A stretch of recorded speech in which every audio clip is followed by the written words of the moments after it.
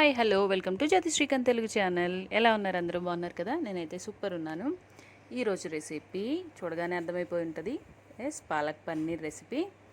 So సింపుల్గా సూపర్గా ఎలా చేసుకోవాలో చూపిస్తున్నాను ఈరోజు. నేను ఎలా చేస్తానో నా స్టైల్ కూడా చూపిస్తున్నాను. దానికోసం ఒక 4 కట్టలు పాలకూర తీసుకున్నాను, కొంచెం బటర్, ఇంకా అల్లం వెల్లుల్లి paste 1 spoon, salt 1 spoon, half spoon కారం, 2 చిల్లీ, ఇంకా 1 స్పూన్ గరం మసాలా, ఒక మీడియం సైజ్ ఆనియన్ చిన్న చిన్న పీసెస్గా కట్ చేసుకోవాలి.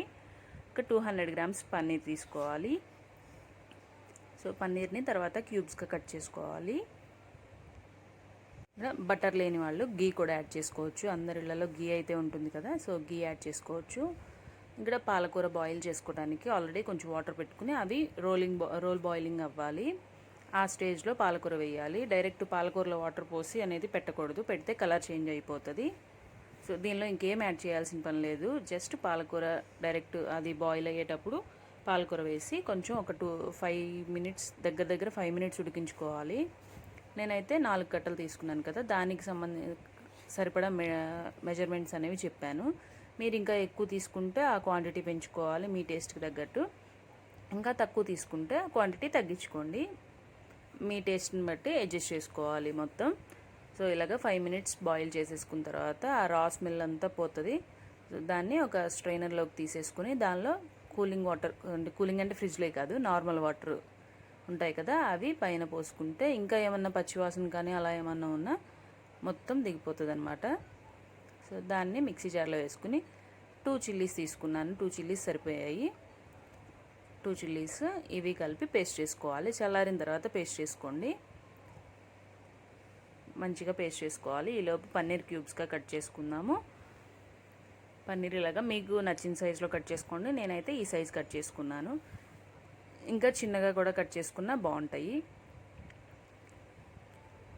నేనైతే సంగం డైరీ పన్నీర్ తీసుకున్నాను. అదైతే ఎప్పుడు నేను వాడేది అది సూపర్ ఉంటుంది పన్నీర్ అనేది. సో ఇలాగా మెత్తగా ఫైన్ పేస్ట్ చేసేసుకోవాలి. చూసారా, ఎక్కడ కలర్ చేంజ్ కూడా అవ్వలేదు.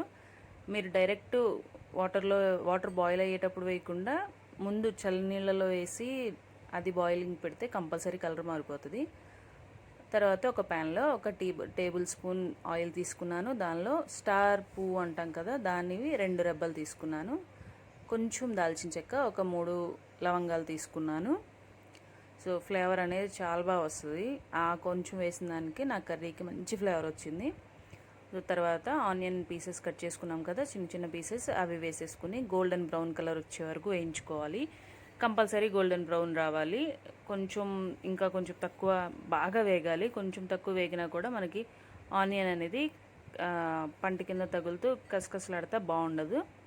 బాగా వేగాలి ఆనియన్, మరీ బ్లాకిష్ అవ్వకూడదు. ఇలా అయితే చాలు.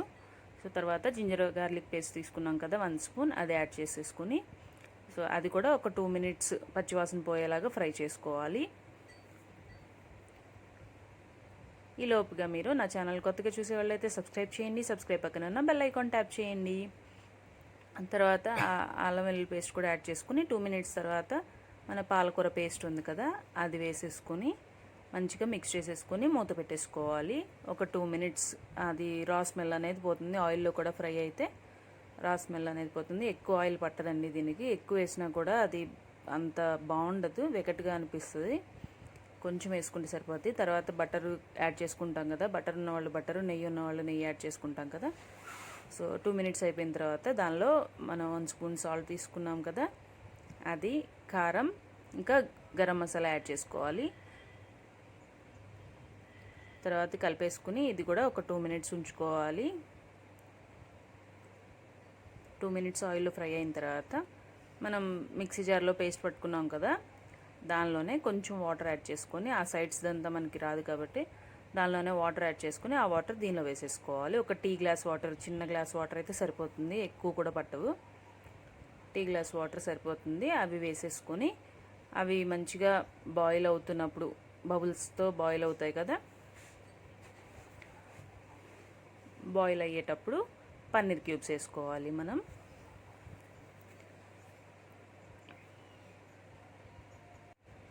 సో నా వీడియోస్ కనుక నచ్చినట్లయితే లైక్ చేయండి, కామెంట్ చేయండి, షేర్ చేయండి.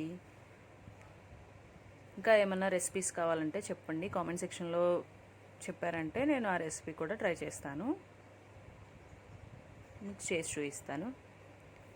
సో ఇలా కలిపేసుకొని మళ్ళీ మూత పెట్టి మీదంతా సిమ్లోనే చేసుకోండి. మరీ హై ఫ్లేమ్లో చేస్తే అదంతా మాడిపోయి అదంతా స్టవ్ అంతా పడుతుంది. దానికన్నా సింపుల్గా చక్కగా ఇలా చేసేసుకోవటం మంచిది. తర్వాత నేను కొంచెం బటర్ యాడ్ చేశాను, 1 టీ స్పూన్ అనుకోండి, 1 టీ స్పూన్ కన్నా కొంచెం ఎక్కువే కొంచెం బటర్ యాడ్ చేశాను. మీకు ఈ స్టేజ్లో మీకు గీ ఉంటే గీ యాడ్ చేసుకోండి. ఫ్లేవర్ అనేది చాలా చాలా బాగుంటుంది. అవి ఉడుకుతున్నాయి కదా, ఇప్పుడు పన్నీర్ క్యూబ్స్ వేసేసుకుందాము. పన్నీర్ క్యూబ్స్ వేసిన తర్వాత కూడా మనం ఉడికించుకోవాలి. ఇక్కడ వచ్చేసి నేను మీడియం ఫ్లేమ్ పెట్టుకుని బాయిల్ చేసుకుంటున్నాను కర్రీ అనేది. సో అలాగే చాలా జాగ్రత్తగా కలుపుకోవాలి. పన్నీర్ పీసెస్ అనేవి విరగకుండా సైడ్స్ నుంచి కలుపుకోవాలి. పన్నీర్ ఎలా పడితే అలా కలిపేస్తే ఈ స్టేజ్లో పన్నీర్ పీసెస్ అన్నీ విరిగిపోతాయి. కర్రీ ఇంత కష్టపడి చేసిన కర్రీ అంతా వేస్ట్ అయిపోతుంది అనమాట. సో సూపర్ యమ్మీ మన కర్రీ అయితే రెడీ అయిపోయింది. చపాతీ, రోటీ, పుల్కా దేంతో సర్వ్ చేసుకున్న సూపర్ ఉంటుంది. చాలా చాలా బాగుంటుంది. మేమైతే చపాతీతో తినేసాం. Thank you.